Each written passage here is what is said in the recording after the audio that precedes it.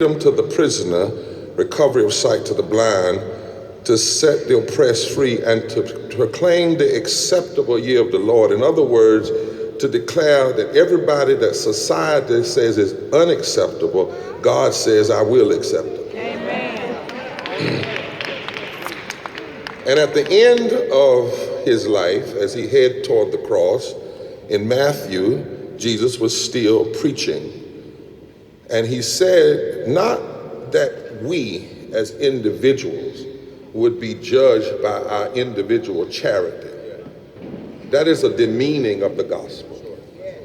He said, God will say to the nations, some of us know the book.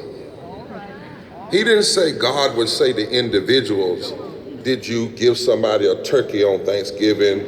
Or did you have a tutorial session with a few children? He said, I will say to the nations, when I was hungry, did you feed me?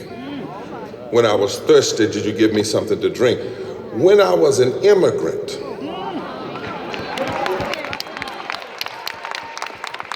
did you invite me in? When I was naked, did you clothe me? When I was sick, did you visit me or give me health care? When I was in prison, did you visit me? And then he said, because inasmuch as you do to the least of these nations, government, governors, congresspeople, pastors, you've done it unto me. And if you don't do it unto them, then you shall be judged. Martin Luther King Jr. preached, but we make a dangerous mistake to suggest that his words were just soaring oratory. Martin King preached upon the foundation of civil disobedience, and he called forth a movement to challenge the demons of Jim Crow. His preaching confronted racism, the evil of racism and poverty and war, not only within the quarantine of a sanctuary and not only at a ceremony, because they wouldn't have killed him for that, but he preached and acted in the streets of the nation. In 1967, just a year before his death, he preached a sermon entitled, When Silence is Betrayal. And he said, we still have a choice today, nonviolent coexistence or violent co-annihilation. We must move past indecision to action. He then said, now let us begin. Now let us rededicate ourselves to the long and bitter but beautiful struggle for a new world. This is the calling of the sons of God, and our brothers wait eagerly for our response. Shall we say the odds are too great? Shall we tell them the struggle is too hard?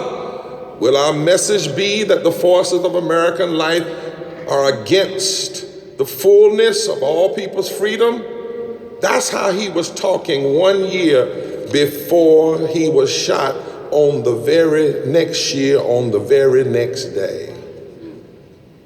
And when he dared to challenge, I got to tell the truth, when he dared to challenge racism and poverty and militarism together and call all of those evils and to challenge America, he lost his open invitation to the White House. Civil rights organizations came out against him, black ones.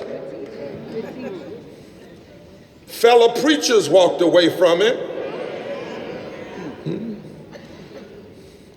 And when he started the Poor People's Campaign, there were many people who did not stand with him. They came to his funeral because we have a dangerous reality in the existential lives of our people, that somehow we love the tombs of the prophets